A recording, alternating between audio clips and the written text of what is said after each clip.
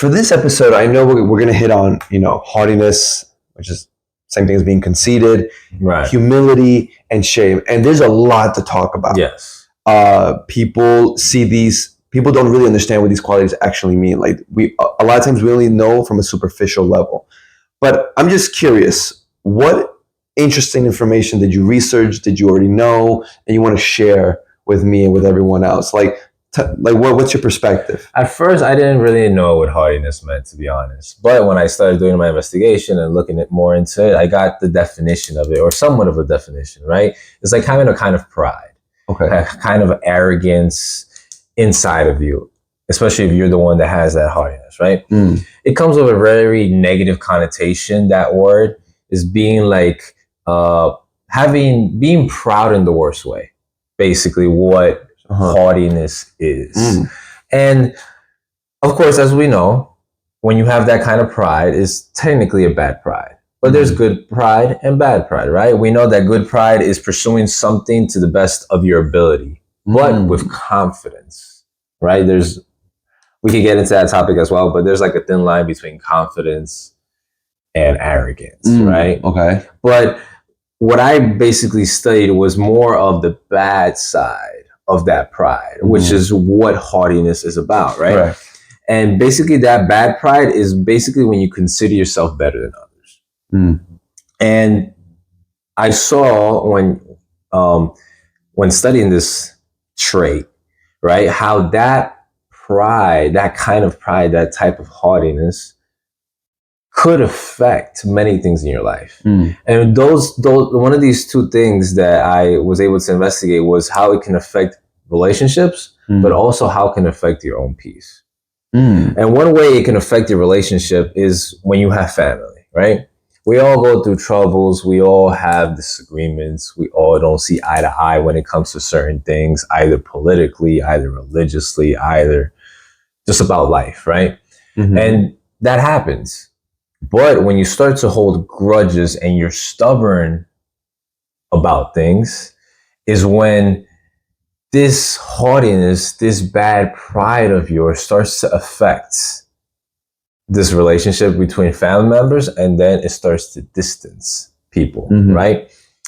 Or as well as when someone does, a family member or even a friend does something against you, you have that pride in like, oh, I'm never wrong. This person doesn't deserve my forgiveness, right?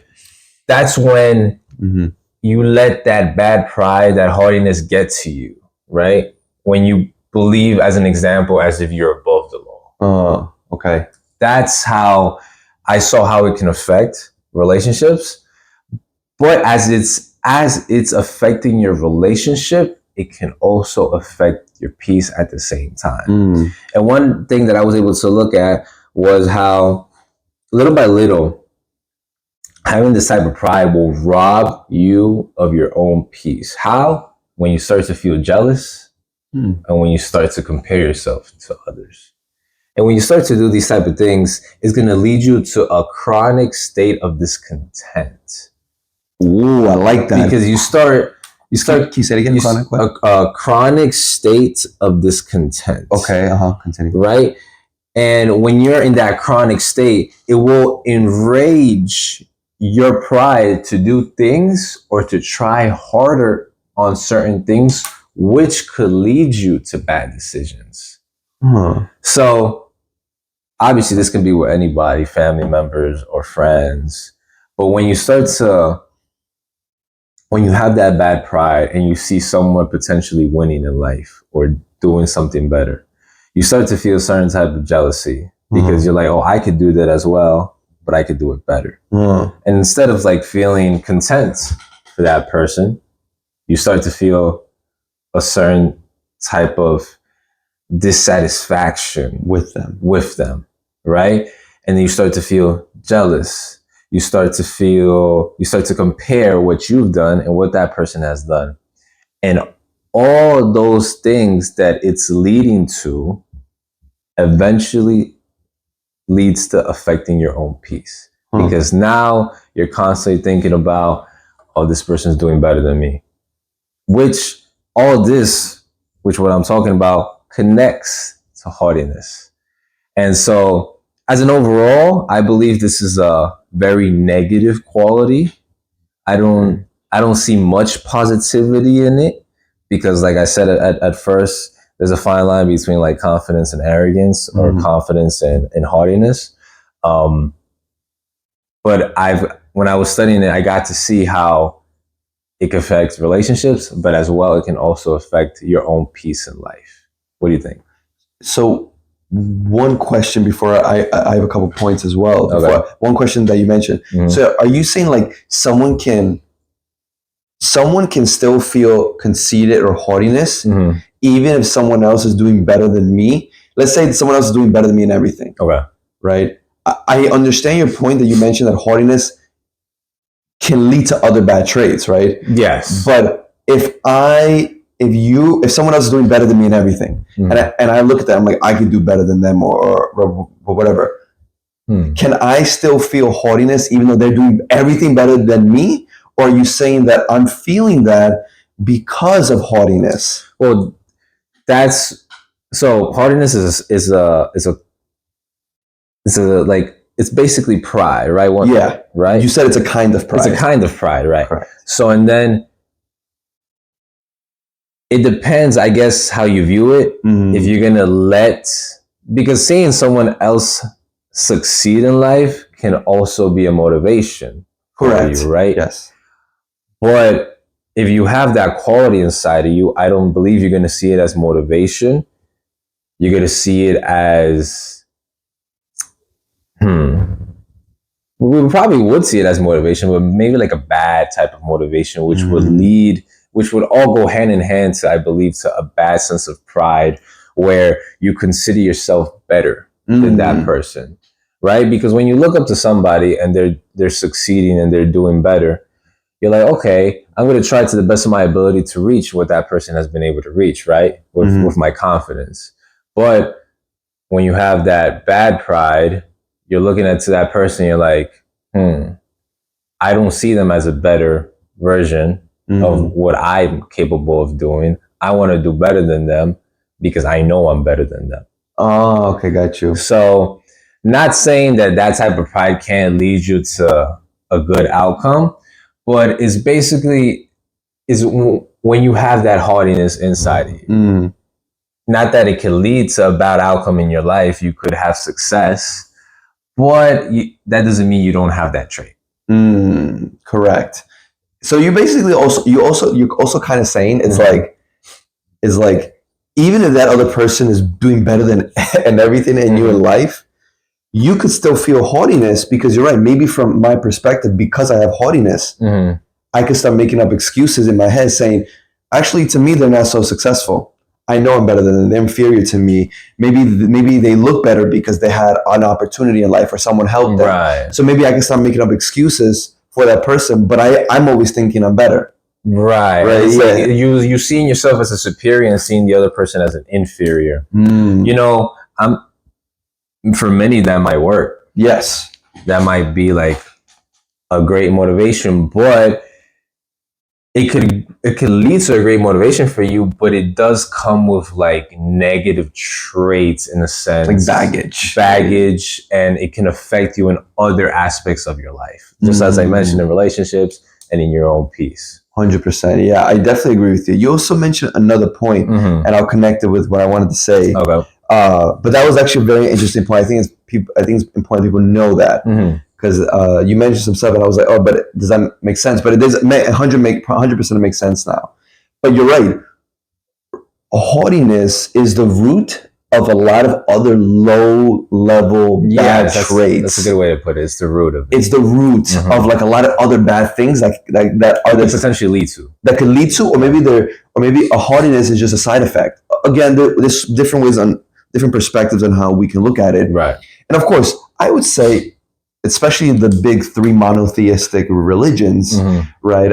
Judaism, Christianity, and Islam would also say like this is a horrible quality to have. Yeah. And I found this fascinating example to kind of describe haughtiness in a more of an image. It's like a very well-made spice dish, like a very good. Like, give me your favorite dish or a favorite dish. Man. Arroz con pollo? What? A tomahawk steak. A tomahawk steak. Okay. So imagine we took a tomahawk steak, right? Very well seasoned. The best chef did it. Mm-hmm. Everything you could imagine, and then we place it right next to a big fire, not on top of it, just next to it. Okay. And we leave it there for 24 hours. Now, is the meat going to get cooked?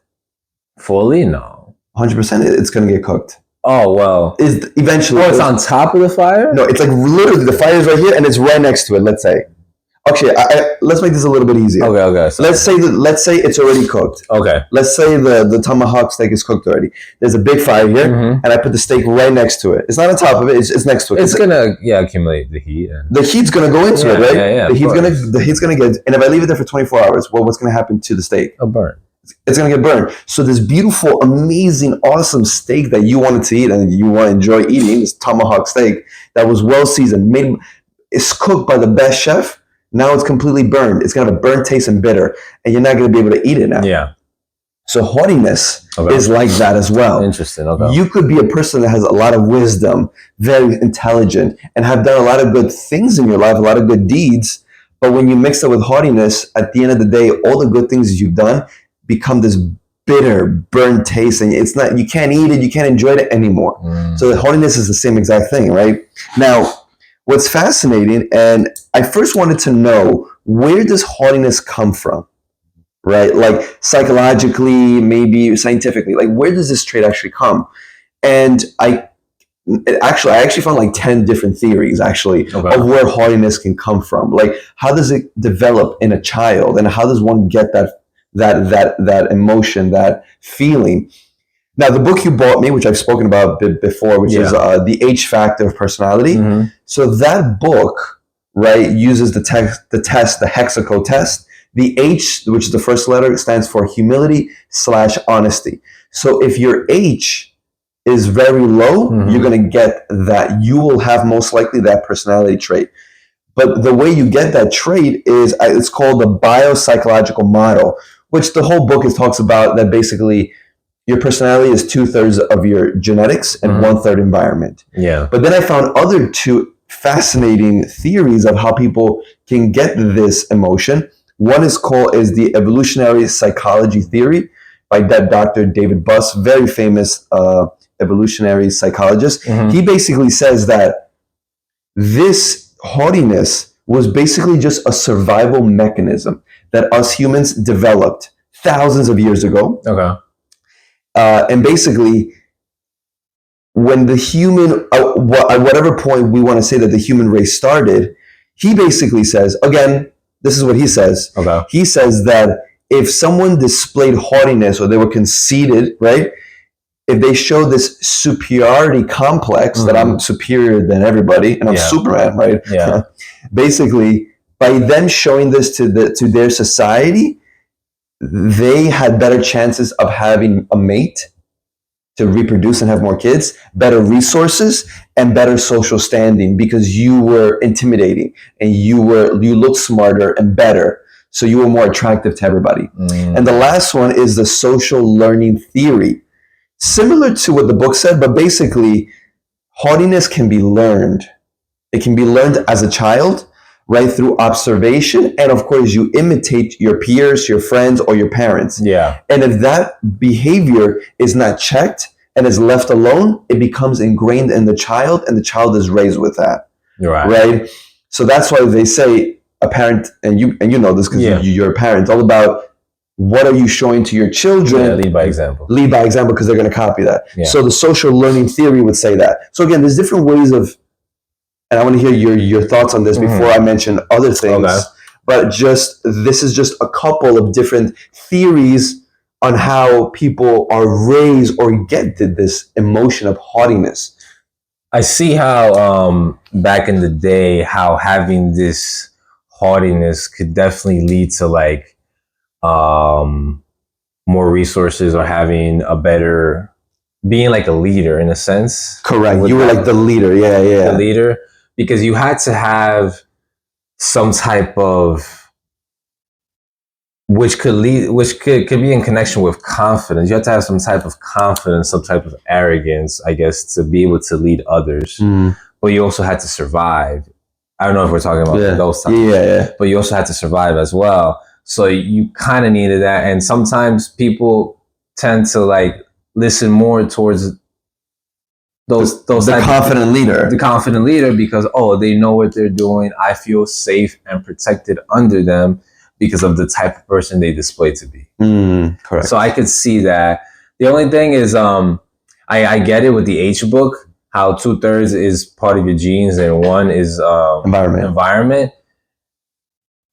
I don't know how. It's just kind of hard for me to believe. Like I usually, like at least with my experience, it feels as if the people that I bumped into in life that have haughtiness is because it was like never checked as a child. And I feel like that plays a big influence. Not that you can't be born with it through personality. I'm sure you can.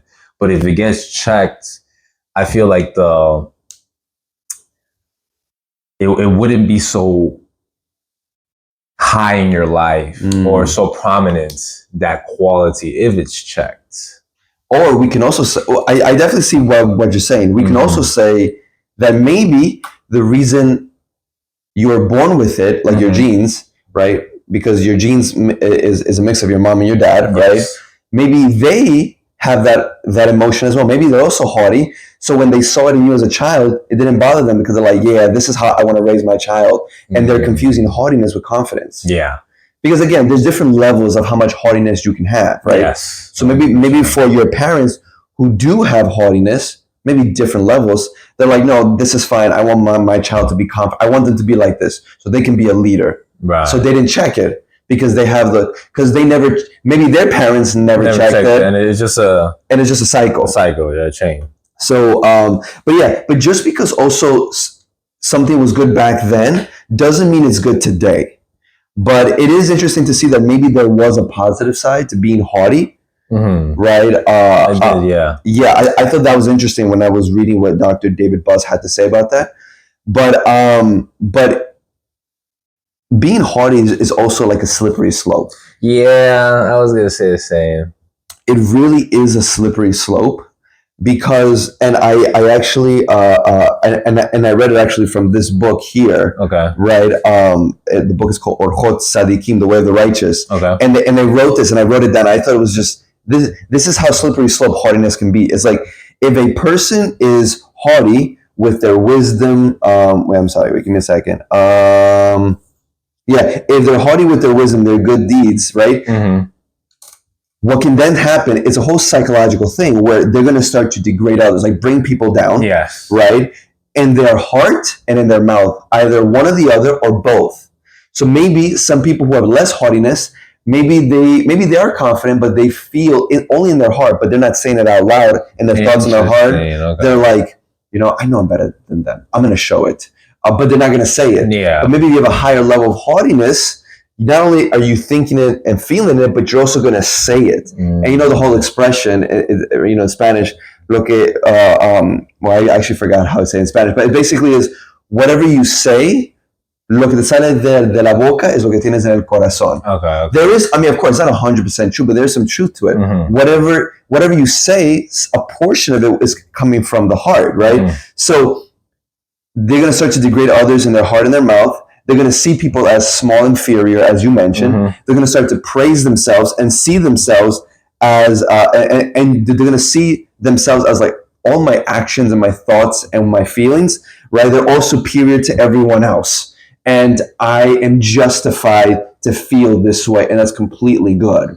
It's interesting because it seems like this is a quality that you could hide. And I believe almost all qualities could do that. But this is a very interesting quality you can hide because you said someone can feel it but not speak it. Correct. Right? So you can have someone that feels haughtiness towards you but doesn't show it through, I guess, words, or doesn't express it. Maybe through actions, indirect actions they could do it, but not like obvious. So it's interesting. And I guess that's one of the qualities that I guess to be careful with if you happen to have a friendship that displays it in an indirect way.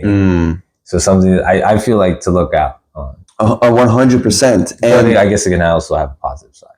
Correct. Yeah, but it's mostly negative. I would say it's mostly negative. Maybe 80-20, 90-10. I would even say like 99-1. Really? 98-2. Like looking at it from a moral standpoint, right? Maybe secular, you could see a little bit more.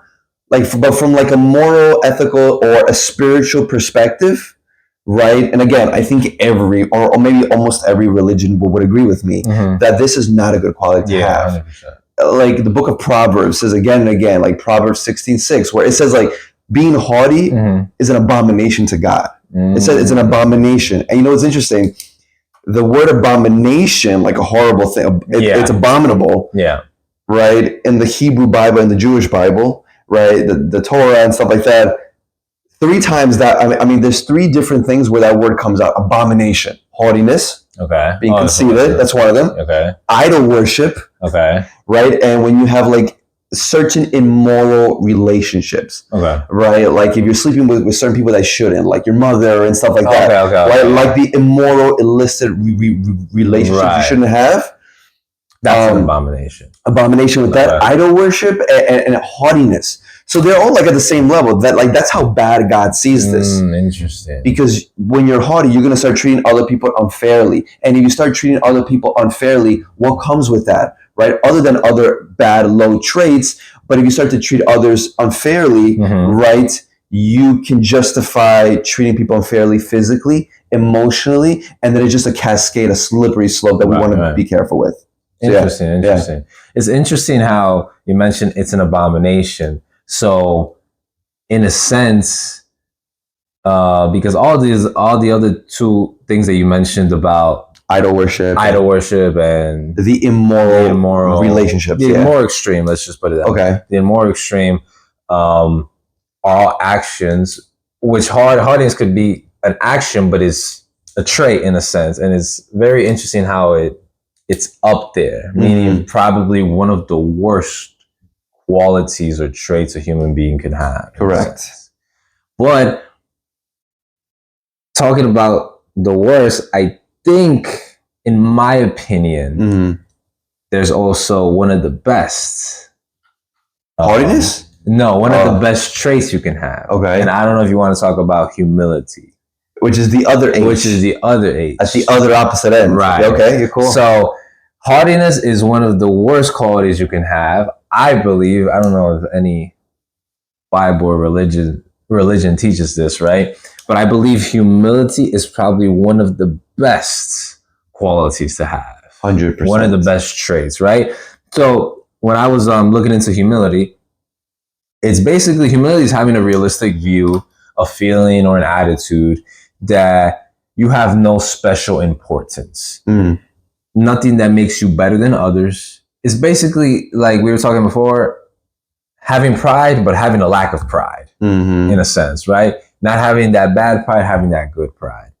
And when you have that humility, I feel like, or I've been able to experience it, as a person that continues to trying to work on my own humility, but also studying this trait, I've seen how having that humility could lead to other traits or to other characteristics of your life that you start developing as you start working on this trait, right? And I believe how many was it? 1, 2, 3, 4, 5, 6, 7, 8. About 8 different. I'm not going to get into depth about each one of them. Okay. But basically, when you have humility, and I'm going to go through them quickly. So you get what I'm talking about, right? Having humility makes you recognize your strengths and weaknesses. I would agree, yes. It helps you learn to listen to others. It helps you practice gratitude. It helps you admit your mistakes. It teaches you how to show empathy. You become a very teachable person. You learn how to serve others, and you learn how to self-reflect. All through having humility, right? And we can go through them little by little, right? when you recognize how to have when you recognize your strengths and weaknesses, you're having a realistic view of like, okay, I've reflected on how I'm good at this, but weak at this, right? You're auto reflecting on, okay, things I know I'm pretty decent at or good at, and things I need to continue working on to be able to turn that strength into, to turn that weakness into a strength, right? Also, when you listen to others is when you become open to different perspectives and like when you're open to learn as well. Basically having somewhat of an open mind. Correct. Right? When you're practicing gratitude that's what it leads you to be grateful towards opportunities that might show up in life or privileges that you might already have within your family or outside. When you're able to admit your mistakes, it shows that you're able to see whenever you're wrong. And that takes some type of emotional maturity to be able to do that, to admit your own mistakes. When you're able to show empathy is when you're able to understand others, when you're able to appreciate their own struggles and what they go through, something you might not go through, right? When you're a teachable person is when you're also open to learn and you're not like a know-it-all type of person. You're understanding that, hey, there might be a different way to do it. Either way, I might know how to do it, right? And when you serve others as well, meaning like if you help the family towards things they might need help in, or maybe you're part of a community and you could provide that different type of help. But yeah, I know I went into like a rant, but it's a good rant. It's a good rant. All these qualities or all these actions or traits or characteristics is what humility helps you develop, I feel. And that's why I feel like it's one of the best. One of the best, if not the best. So 2 questions. I don't know which one you want to answer first. Okay. Or maybe you don't have a full answer, but you have some thoughts on it. Okay. Something you said. So first of all, I would agree. Humility is one of the best traits. It really is, right? But I would say, so how would you teach someone to develop humility? And then the second question is, you mentioned that being open-minded is a form of humility. So would you say that if someone only has one worldview on how they look at the world, just one way, that's it, does that make them not humble or just ignorant? Or what are your thoughts on those 2 questions? Well, I don't know which one you want to answer first. Okay. Tell me the 2 questions so I could just... Basically, the first one is, how would you teach someone to develop humility? Like, how does one develop humility? Okay.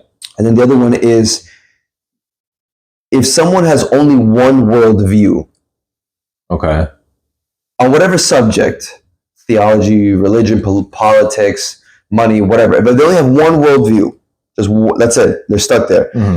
Does that make them not humble? Or can they still be humble? Or maybe are they just ignorant? Because you did mention that, and it is true, if you're humble, you're open to more perspectives. You're open to at least looking at it, right, and investigating. So, well, someone that has one worldview,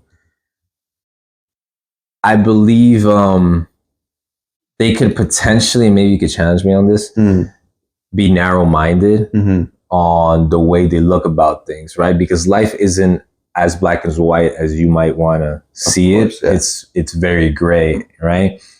And if you have one worldview, not that like when it comes to like religiously, that's when it could be a little bit more complex, which is great, right?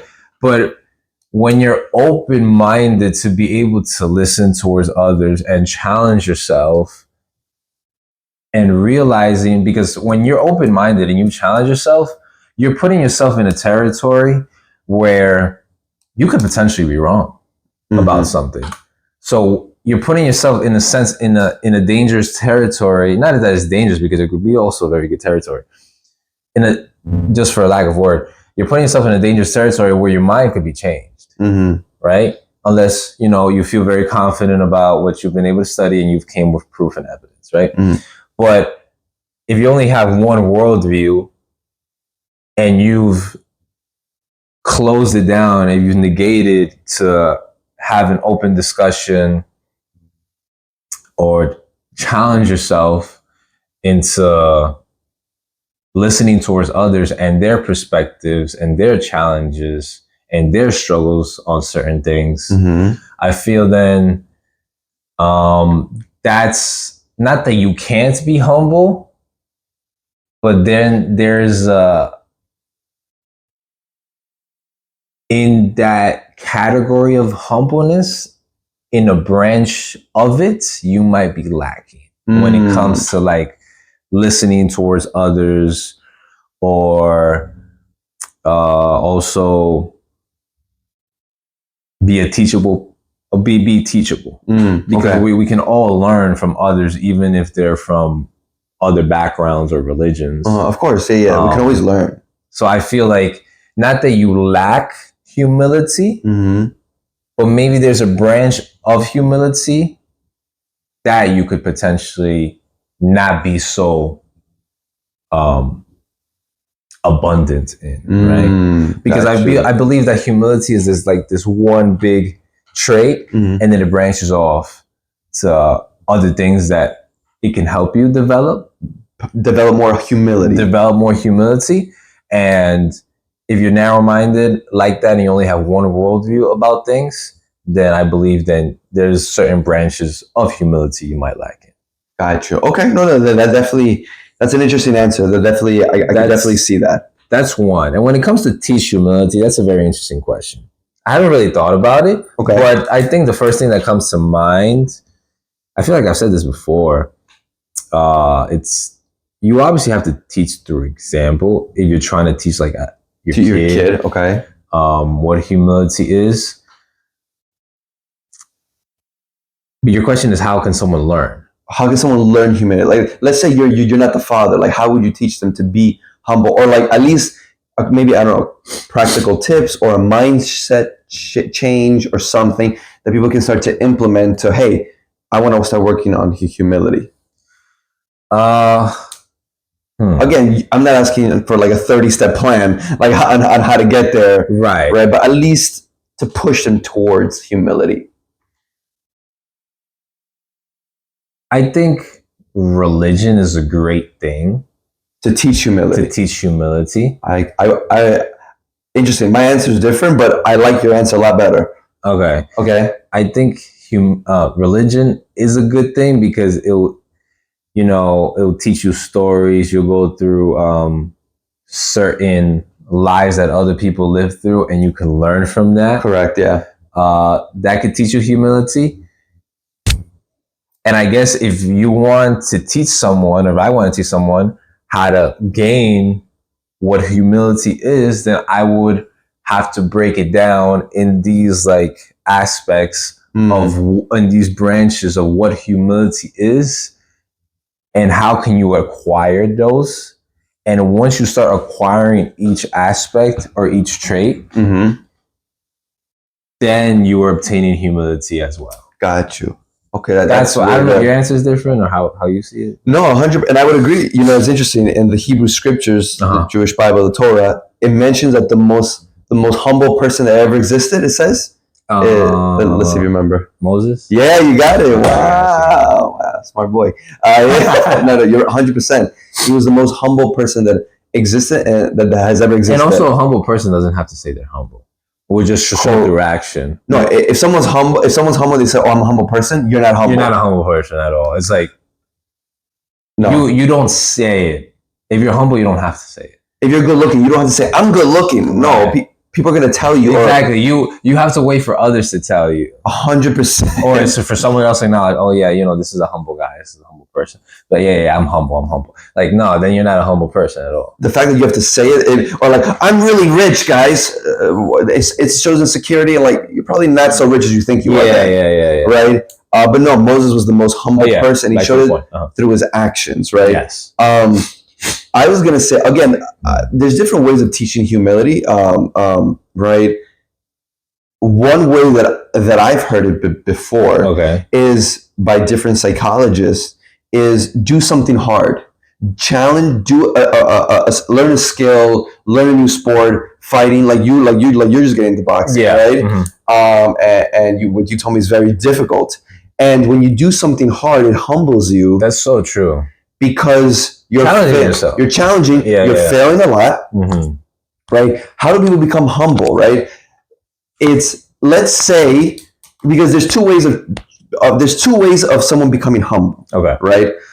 The first way I'll mention it quickly before I go into my quick notes. I want you to go into was mentioned by the Rambam, which was this. I tell you about him, Maimonides, famous Jewish philosopher, doctor, very famous person, and he says if you want to be humble or you want to go towards humility, you can't just think it. You need to do external actions to get there. But he says you got to go extreme, because when it comes to, if you're really trying to become humble, you got to go to the extreme, like become as humble as you can. Yeah. Like dressed super humble, right?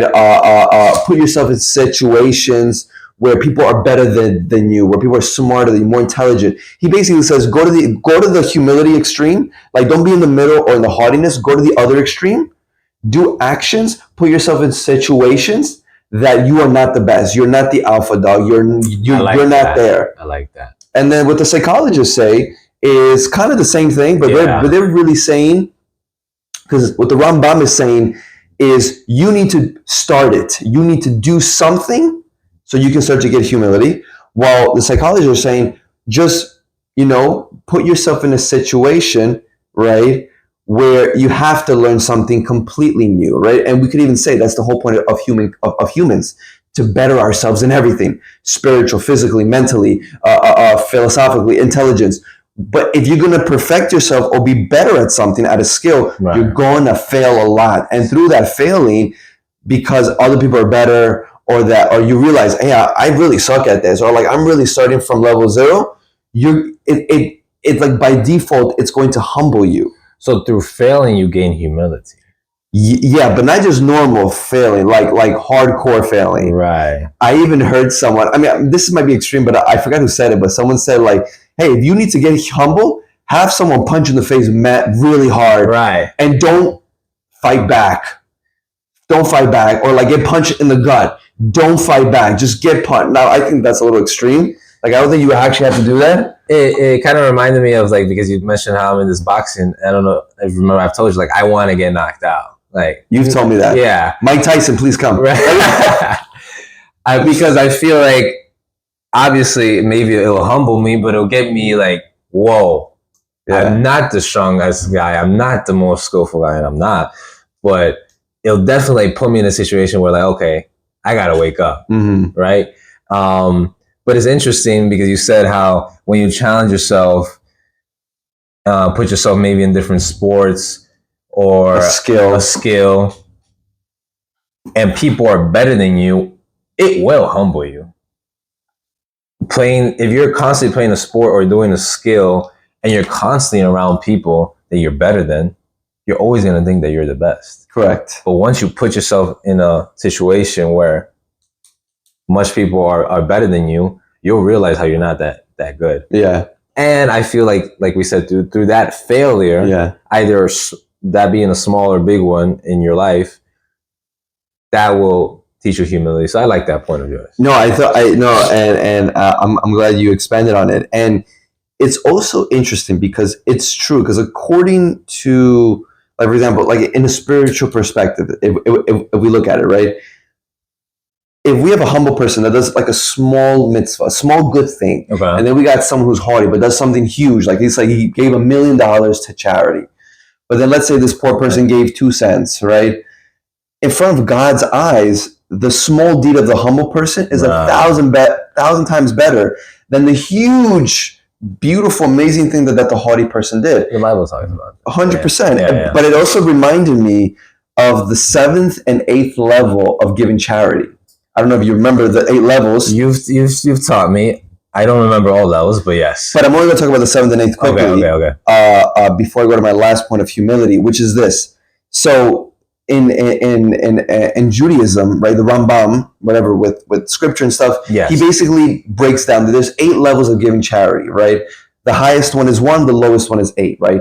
But if we go to level 7 and 8, right? Level 7 is like if someone comes up to you and asks you for money, like they need charity, and let's say at the moment you don't have money to give, you don't have anything to give, but you tell the poor person some nice, kind words. Like, listen, I don't have any, I'm so sorry, but I hope you have a blessed day and may God bless you. Like something simple, right? Yeah.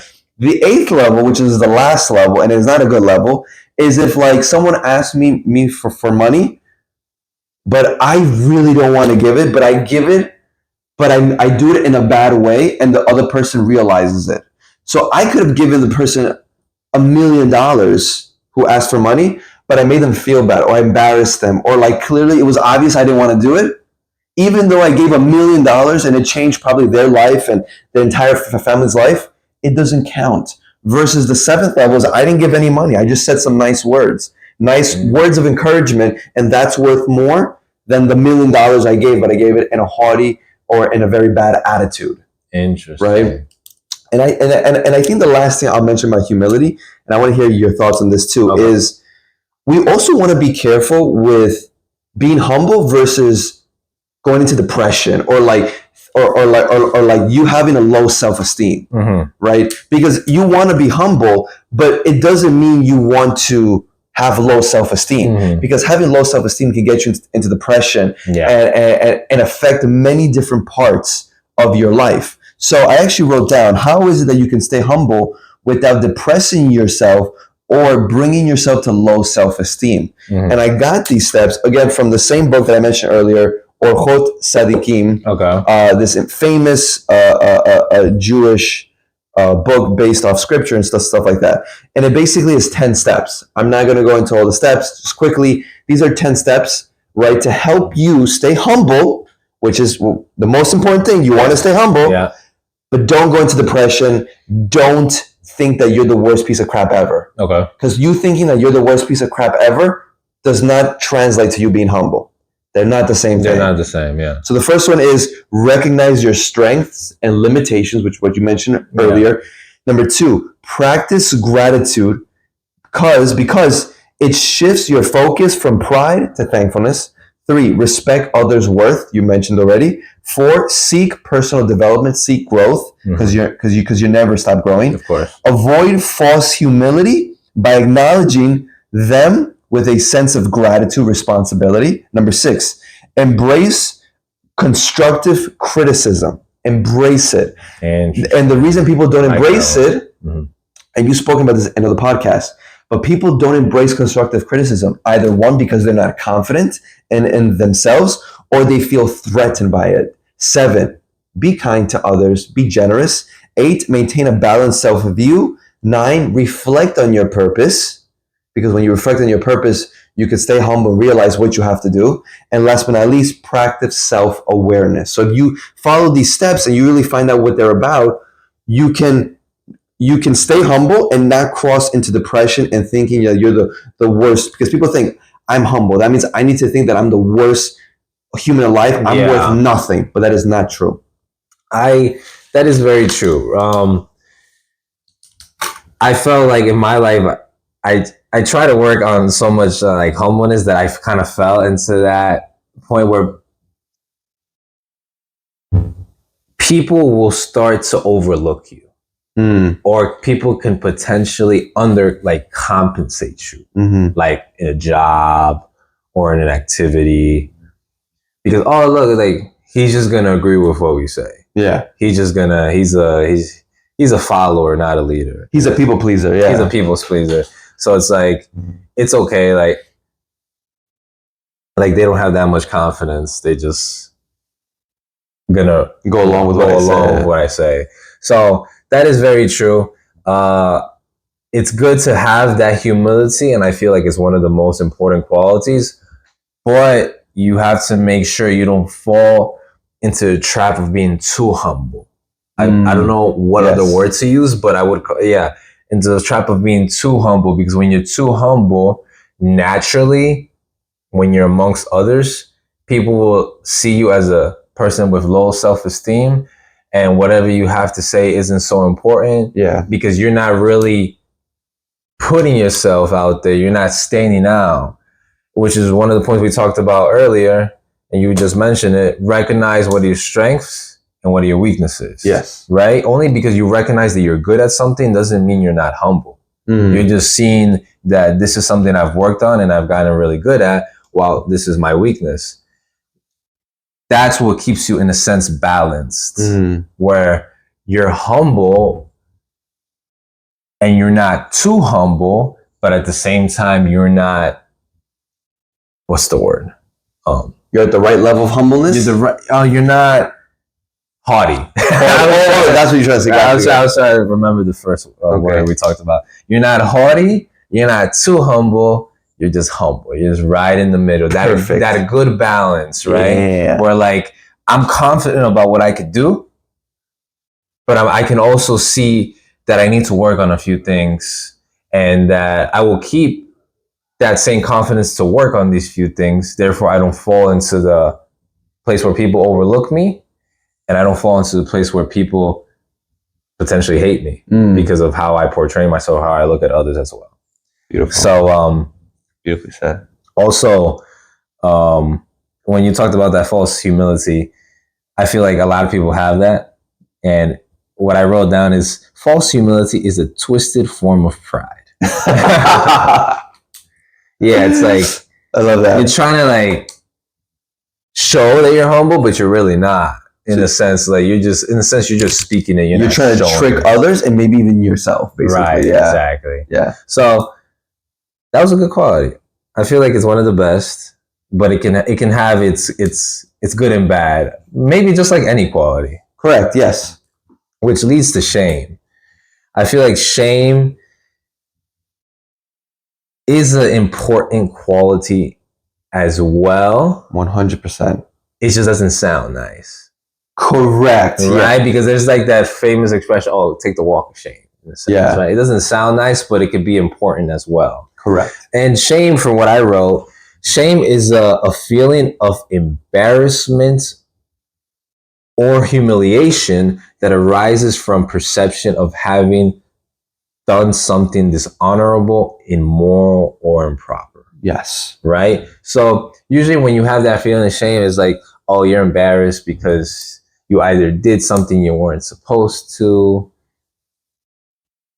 which is basically I want to get into, because I don't know how to explain it as well, but it's something that I read. And it came from this psychologist that I was reading online. I don't know much about him, but his name was Robert Caron. And I liked how he put out one of his studies on how there are different forms of shame. There are supposedly 4. I don't know if you agree, but okay, let's you could hear me out. So one is the existential shame, which is the unpleasant truth of yourself, right? I think the first two I'm going to mention are maybe the more common ones. But the existential shame is when there's an unpleasant truth of yourself. Okay. Like there's a quality that you have that you don't like about yourself, probably. Exactly, right. Okay. Situational, which is a feeling of either violation or ethical principle, when you've crossed the boundary or cultural norm. Okay. I didn't write that correctly, but feeling when a violation, an ethical principle, a boundary, or cultural norm. So meaning, like, I guess if in your culture it's normal to do something, and you do the opposite. That's when you can feel that type of shame, right? Okay. The situational shame, the class shame, which relates to like social power, social class, color, background. There are, I guess, some cultures that might look down upon another race or another background. And if you are that, then you feel bad about it. You feel bad about it because it's, I guess, something so ingrained into all the people around you. Okay. And then there's the narcissistic one, which is when your pride or your self-image is wounded, right? And how it affects the way you think or the way you feel about yourself. So I don't know what you think about it, but these are the 4 types of shame that I looked into. I would want to see, I mean, I don't have the answer now, but I definitely would want to see, is he the only psychologist that says this, or there are other psychologists that agree with him, or maybe have different definitions. But listen, at least this perspective is very interesting. My definition is very similar to yours, which is that shame is just it's a self-conscious emotion that we all have. Actually, we all have it. Some have it more than others, though. The self-conscious emotion that kind of like tells us that involves a negative evaluation of ourselves. Just as you mentioned, it comes with these feelings of embarrassment, inferiority, because we feel like we fail to meet our own standards, or often the standards of the society, of the religion, well, whatever the case, we're embarrassed of what we did for whatever the reasons is, right? And we're looking at ourselves, we feel bad, right? Now, what's also fascinating, now that definition was by June Tangney, who's also a psychologist. Now, years ago, I actually learned, and people are going to get this confused. I bet you, people who are listening to this are like, "Oh, yeah, this is you're talking about guilt. Shame is just another name for guilt." But shame and guilt are not the same thing. Right. You can have shame and guilt at the same time, right? Yes, or you can. You can feel one and then the other, right? But basically, it depends on what you do. Correct. So the difference is this: shame is about you. It's about the self. Like let's say you stole something, right? Like you could say to yourself, "Man, I feel bad that I feel bad." Why do you feel bad? You feel guilt. You feel the shame. Why? Yeah, go take the walk of shame, right? Shame is about me. I feel bad or I feel happy. It's about your emotions. What do you feel? Guilt is about the action, right? It's about the action. The guilt focuses on the behavior, right? That you stole something, the fact that you stole something. And then shame is like, I feel bad. The guilt comes in that I stole this money, and my shame, I feel shame because I've learned better. My parents taught me better. My parents taught me not to steal. So yes, I feel shame and guilt. I feel ashamed because I've learned that I'm not supposed to do something and I still did it. But the action that I committed, I feel guilty for doing it. Or I feel guilty because I stole the $20 from the poor homeless guy, let's say, right? Gotcha, correct. Okay. So that's but they're very close, similar. Yeah, they can go hand in hand. They definitely go hand in hand, but they're not exactly the same thing. So I think that's important for people just to have in mind that they're not the same thing, right?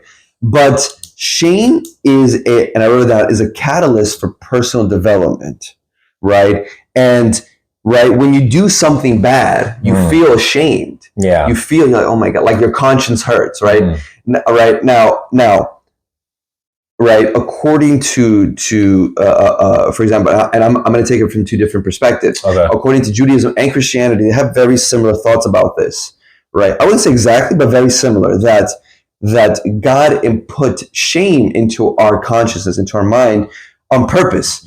So you have a system in your head that kind of like, it cleanses you, right? Because when you do something bad, shame comes into your conscience, like, hey, Aaron, hey, Aurus, you weren't supposed to do that. That's not good. Maybe it's time for you to change your ways, try to avoid that, right?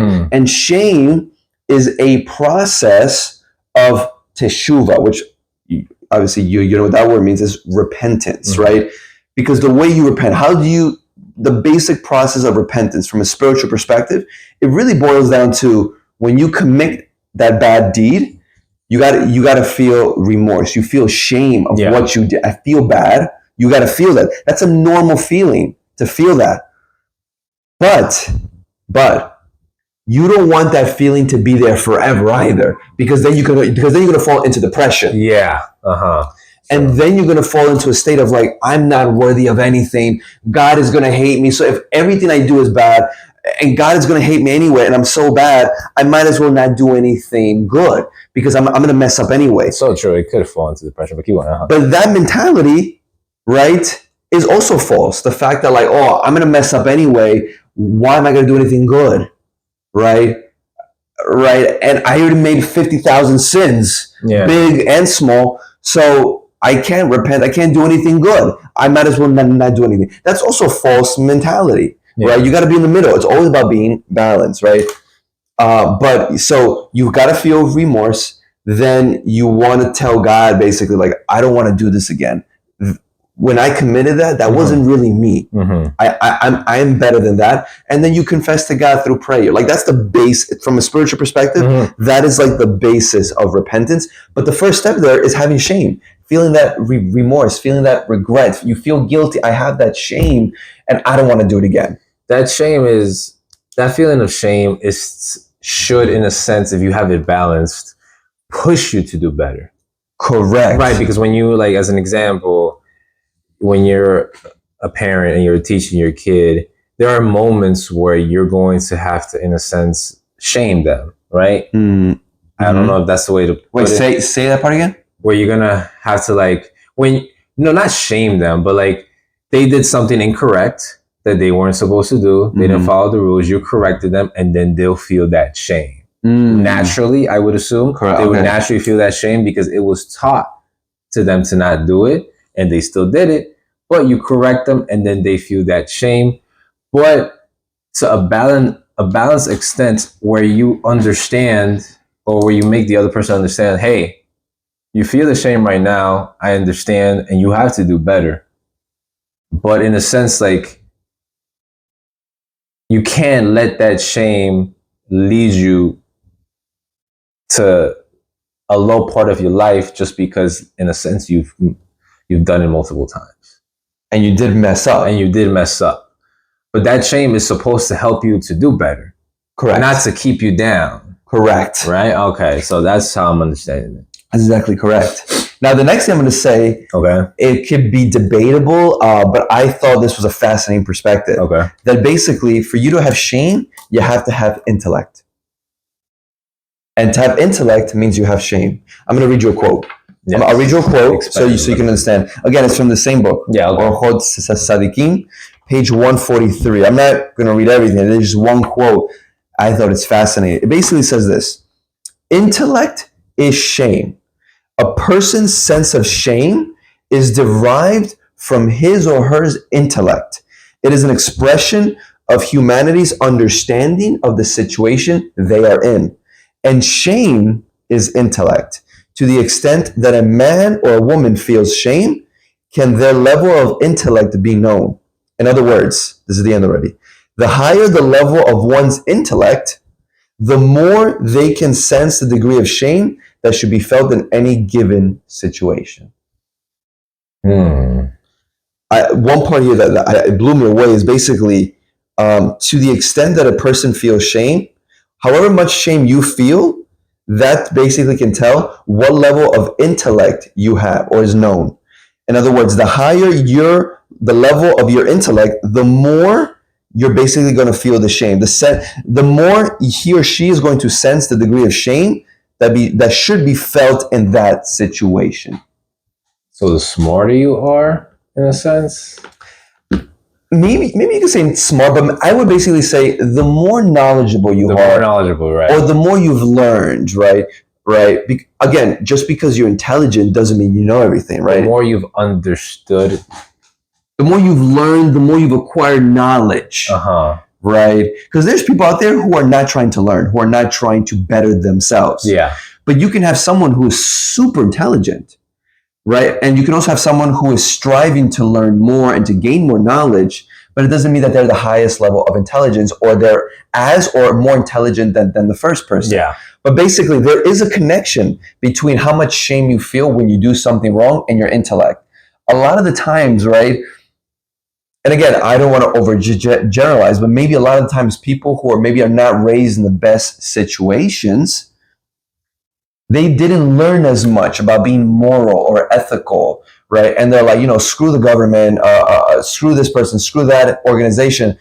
I'm the victim here. And I'm not talking about a certain type of group. This could apply to anybody. Yeah, it applies to anybody. It could apply to anybody, right? Right. I've met, all types of people who have this mentality. And maybe their parents weren't the smartest or didn't teach them a lot of things. And they're raised not knowing so much, but they're also not trying to use their free will to learn more, or they're not trying to gain knowledge, become more intelligent. So if they're already in that situation, and let's say they do something that's fraudulent or something that's illegal or something that's not so good, they're not really going to care. They might not feel as bad, right? They might not feel as bad because their intellect is not as high. Interesting. It could be their fault, or maybe it could not be their fault. Or maybe they're a narcissist, as you mentioned. Yes. They're a narcissist, or they don't really care about hurting others because they're so haughty or they're so narcissistic. So they do know that doing these things are bad, but they don't feel it because they're a psychopath. But again, those are extreme cases. Yes. But that's also a possibility. So there is a connection, this perspective, there is a connection from how much shame you're going to feel and how intelligent or how intellectual you are. Because technically, the more you know, the more knowledge you've gained, you should feel ashamed by the not so nice things or unethical things that you have done in your life. Yeah, because you understand more the situation. You understand more. Mm-hmm. And just to give a simple example, okay. And then maybe I'll throw it to you. Maybe you want to end it off. But like, to give a simple example that I think everyone knows this story. Yes. The story of Adam and Eve. Okay. Right? In Genesis chapter 2 and Genesis chapter 3, I'm not going to go into it, but in Genesis chapter 2, right, Adam and Eve, they're hanging out in the garden, right? God's talking to them, and they're naked, but do they realize they're naked? No. And the text says, I think Genesis 2:25, it says that they don't feel ashamed. Now, when you go to the next chapter, once they eat from the fruit of the tree of knowledge, right? After they eat it, what's the first thing they realize? They realize they're naked. They realize they're naked, and they have to cover themselves. Yeah. So again, that's just a simple example, but look at the connection. They gained knowledge. They ate the fruit, whatever. They gained knowledge. They got smart. They got more intelligent, more intellectual, however you want to see it. And then what happens? Now they feel shame because they're naked. Babies, they can walk around naked and they don't care. Because they don't understand. Yeah. They don't understand. They don't have the knowledge. They don't feel that that's shame, right? But once you're an adult, you're not going to walk naked, right? Because you can go to jail. It's disturbing. People might think weird of you. It goes against societal norms. Right. You're taught that. So the same thing with them. When they did it before eating the fruit of the knowledge, they were not ashamed. Once they gain knowledge, now they know they're naked. They're ashamed of their nakedness. We have to cover up. So clearly there is a connection one way or another. There has to be a connection. Intellect and shame. Interesting. So I guess when you have knowledge of something, or you've been able as well to experience it yourself, when you commit something that is connected to that, the higher intellect you have, and I guess the more experience you have, the more shame you will feel. Correct. Gotcha. Okay. Yeah, but 100%. But I think in conclusion, okay, and you can give me your thoughts, it's important, right, to delve into like different personality traits to see which ones you should have, which ones you shouldn't, and what are the extremes of humility, of haughtiness, of shame. And look at both sides, yeah. Think of both sides and seeing how and learning about these traits from a psychological, spiritual, secular, societal perspective, however you want to look at it, you can see the extremes and how they can affect your relationships, your spouse, with your spouse, your boyfriend, girlfriend, as a father, as a mother, aunt, as a cousin, as a friend, whatever the case is, you could see how it affects. So I would say learn the personality trait, look at the extremes, and then say, okay, on a practical level, what can I do now to actually get to the balanced way, the balanced form of that trait, so I can be a better person and not only give back, improve myself, give back to my family and give back to society and leave a legacy, which I think is the most important thing. Yes, 100%. If we look back at all these in this episode, right, the three qualities, we're looking at what's the first one? Haughtiness, humility, and shame. If we look at it, we'll be able to differentiate what qualities and traits we want in our lives, which is important, which aren't, and how to have a balance of these traits in our lives. Therefore, we don't only help others, but we also self-improve. Amen.